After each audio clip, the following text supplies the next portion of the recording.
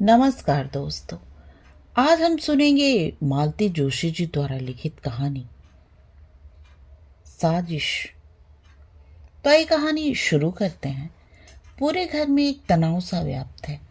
कल पम्मी की फिर चिट्ठी आई है और जैसा कि हमेशा होता आया है, पूरा घर भीतर ही भीतर हिल उठा है। बाबूजी लगातार छत पर चहलकदमी कर रहे हैं। अम्मा रसोई में बैठकर आंसू बहा रही हैं। सोहन तो पढ़ाई का बहाना लेकर दोस्त के यहाँ निकल गया है। खाने के वक्त भी उसने शक्ल नहीं दिखाई। निम्मी अलग मुंह फुलाए पढ़ने के कमरे में बैठे। बच्चे टुकुर टुकुर जिस तिस मुंह ताक रहे हैं। सबसे ज्यादा संत्रस्त और परेशान है मोहन और शीला। संकोच के मारे बेचारे अपने से ही आंखें चुरा रहे हैं। दोनों ने जैसे अपने होठ सी लिए हैं। डरते हैं कोई ऐसी वैसी बात मुंह से ना निकल जाए जो बारूद के ढेर में चिंगारी का काम करे। वैसे ही वे दोनों हमेशा से कटघरे में खड़े हैं। घर में अच्छा बुरा जो होता है उन्हीं के सिर जाता है। पम्मी की जब भी चिट्ठी आती है, दोनों पति पत्नी अपराध बोध से ग्रस्त हो जाते हैं, क्योंकि उस चिट्ठी की पहली प्रतिक्रिया अम्मा पर होती है। वो बड़बड़ाना शुरू कर देती हैं। इनके लिए तो बहन भार हो गई थी ना, बस ठाव देखा ना ठिकाना, झोंक दी भट्टी में। अम्मा को तो बस कुछ न कुछ कहते रहना है।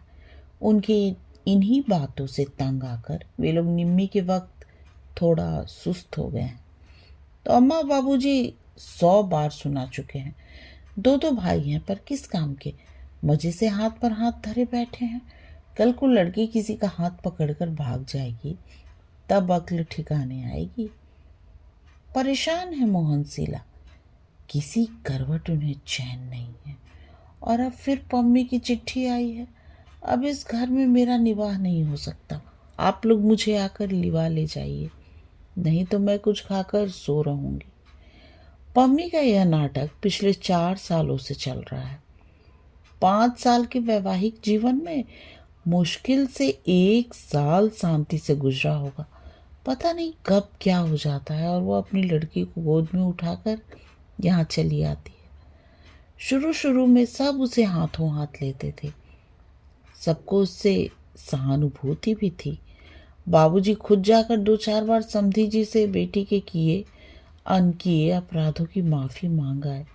2-4 बार दामाद को घर बुलाकर समझाया बुझाया गया, पर हर बार कोई क्या करे। अब तो खींच सी होने लगी है। पम्मी जब भी आती है, घर का बना बनाया रूटीन तहस नहस हो जाता है। बजट की धज्जियां उड़ जाती हैं। शीला तो उन दिनों अपने सारे अरमानों की भावनाओं की गठरी बनाकर मन के एक कोने में पटक देती है, क्योंकि और सब लोग तो अपने अपने काम से बाहर निकल जाते हैं। पम्मी की दर्द भरी दास्तान और अम्मा के ताने उसी के हिस्से में आते हैं। ये तो वो किसी तरह सह जाती है, पर जब उसके फूल से बच्चे उपेक्षा का शिकार होने लगते हैं तो उसका खून खौल जाता है। उनके कपड़े खिलौने यहाँ तक कि दूध में भी पम्मी की मुनमुन का हिस्सा निकालना पड़ता है। दिन भर दादा दादी की डांट पड़ती है, सो अलग। दुखियारी बेटी के लिए अम्मा उन दिनों कुछ ज़्यादा ही तरल हो जाती हैं। आए दिन घर में स्त्री पकवान बनने लगते हैं। अम्मा रोज पम्मी को लेकर रिश्तेदारों के यहाँ निकल जाती है और रिक्शे तांगे में ढेर सा रुपया फूंक डालती है। पम्मी का मन बहलाने के लिए निम्मी को ठेल ठाल कर उसके यहाँ साथ सिनेमा या पार्क में भेज देती है। इन सब कार्यक्रमों के लिए शीला को ही पैसे देने पड़ते हैं, और वो भी खुशी खुशी, नहीं तो अम्मा का पारा चढ़ जाता है। बजट के गड़बड़ाते ही सारी व्यवस्था चरमराने लगती है। हर कोई नए सिरे से एक दूसरे पर खींच उतारने लगता है। आरोपों प्रत्यारोपों का एक दर्दनाक सिलसिला शुरू हो जाता है। घर जैसे नर्क बन जाता है। तब उपकर पम्मी कहती है, यही सब सहना था तो मैं अपने घर में क्या बुरी थी। सारा घर जैसे सांस रोके इसी क्षण की प्रतीक्षा में जीता है। बाबूजी फौरन उसकी बात को उठा लेते हैं और आदेश जारी करते हैं। फिर ढेर सारे साथ सामान के साथ भाई लोग उसे ससुराल छोड़ाते हैं। ये विदाई भी कम जानलेवा नहीं होती, घर की मामूली सी आय में एक बड़ा सा छेद कर जाती है। कई जरूरी खर्च जैसे अम्मा की चप्पल, बाबूजी का टॉनिक, सोहन का स्वेटर या निम्मी का सूट अगले किसी शुभ घड़ी के लिए टल जाते हैं। फिर भी सब लोग राहत की, संतोष की सांस लेते हैं। पर खर्च की है गहरी खाई ठीक से पट भी नहीं पाती कि पम्मी का खत फिर आ जाता है। 2-4 दिन तक लगातार तनाव झेलने के बाद शीला से नहीं रहा गया। पति से बोली, देखो तुम तो दिन भर बाहर रहते हो, इनकी नजरें झेलनी पड़ती हैं मुझे। ऐसे देखते हैं जैसे मैं कोई हत्यारिन हूँ। तो क्या करूँ बोलो? उसे लिवा लाओ। इसका मतलब क्या होता है जानती हो ना? जानती हूँ, पर उपाय ही क्या है? कल को कुछ हो गया तो जिंदगी भर सबके ताने उलाहने सुनने पड़ेंगे। सुबह दफ्तर जाते हुए मोहन ने सबके सामने सबको सुनाते हुए सोहन से कहा, ये 200 रुपये रखो और दोपहर की गाड़ी से निकल जाओ। कहाँ? जयपुर। पम्मी को लिवा लाओ, फिर यहाँ जैसा होगा भुगत लेंगे। अम्मा का चेहरा एकदम खिल उठा। वह बड़ी आशा से सोहन को देखती रही, पर वो पत्थर की मूर्ति की तरह निश्चल खड़ा रहा। रुपयों को उसने छुआ भी नहीं। आखिर मोहन को पूछना ही पड़ा, क्या सोच रहे हो भैया? दीदी का आना क्या 2 महीने के लिए टल नहीं सकता? क्यों? क्यों क्या? जानते तो हैं कि ये मार्च का महीना है। आपको अपने टीपू मीनू की चिंता न सही, मेरा और निम्मी का तो ख्याल कीजिए। दोनों की परीक्षाएं सिर पर हैं। इस समय तो कोई भी मेहमान अखड़ता है। दीदी तो फिर आप जानते ही हैं, आते ही सारा वातावरण गंदला करके रख देती है। घर में पाँव देने की इच्छा नहीं होती। पढ़ाई क्या खाक होगी? आप तो खुशकिस्मत हैं छोटे भैया, निम्मी ने सुर मिलाया। घर में पाँव देने की इच्छा न हो तो दोस्त के घर जाकर पढ़ सकते हैं। हम क्या करें? दीदी आती है तो कितना काम फैल जाता है। वो तो किसी काम को हाथ लगाती नहीं, बस दिन भर बैठी बिसुरती रहती हैं। अपनी बिटिया तक को तो संभालती नहीं, उसे भी हम पर थोप देती हैं। अम्मा एकदम हतप्रभ थी। तुम दोनों को अपनी सगी बहन भी जहर लग रही है। वाह रे कलजुग। मगर शीला खुश थी। अच्छा हुआ कि अम्मा जी जान तो गई कि पम्मी का आगमन सारे घर के लिए कितना अनचाहा अध्याय है। सबसे ज्यादा खुशी तो इस बात की थी कि जो कुछ कहा सोहन ने कहा, निम्मी ने कहा, मोहन और शीला के सिर कोई बुराई नहीं आई। उसके बाद वो प्रसंग एक तरह से समाप्त ही हो गया। बाबूजी ने पम्मी को लिख दिया था, बच्चों की परीक्षा के बाद वे खुद आकर उसे लिवा ले जाएंगे।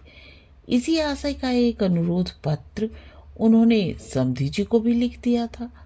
मोहन से कह दिया था, एक आध पत्र बहनोई को भी लिखते।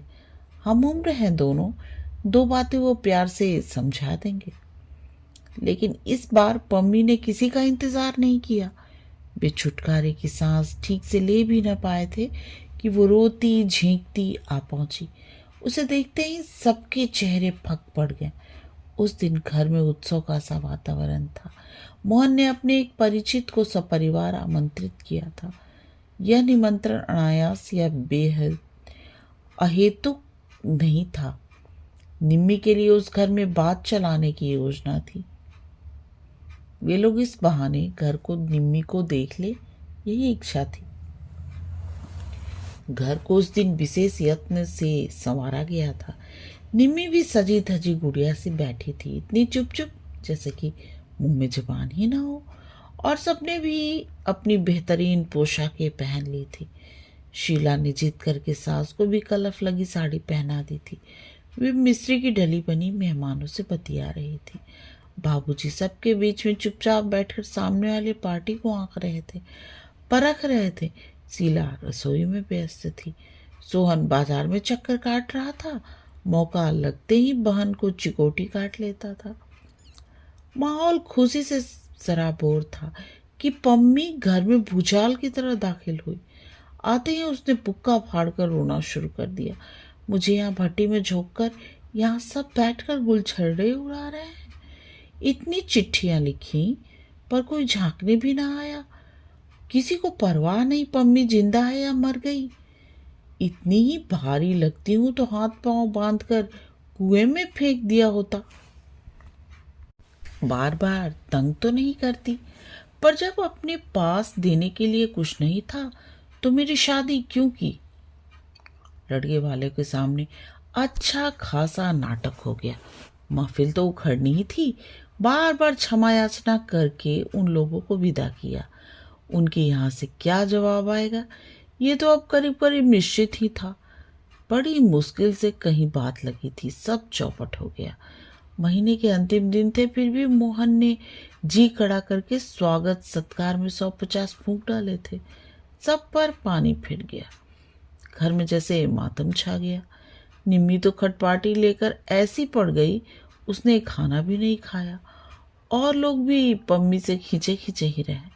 अम्मा और भाभी को छोड़कर किसी ने ठीक से कुशल क्षेम भी नहीं पूछी। अपने स्वागत का ये नया अंदाज देखकर पम्मी सहम गई। 2 दिन तो उसने किसी तरह सब्र कर लिया, तीसरे दिन फटी पड़ी। लगता है किसी को मेरा आना अच्छा नहीं लगा। पहले से जानती तो यहाँ आती ही नहीं।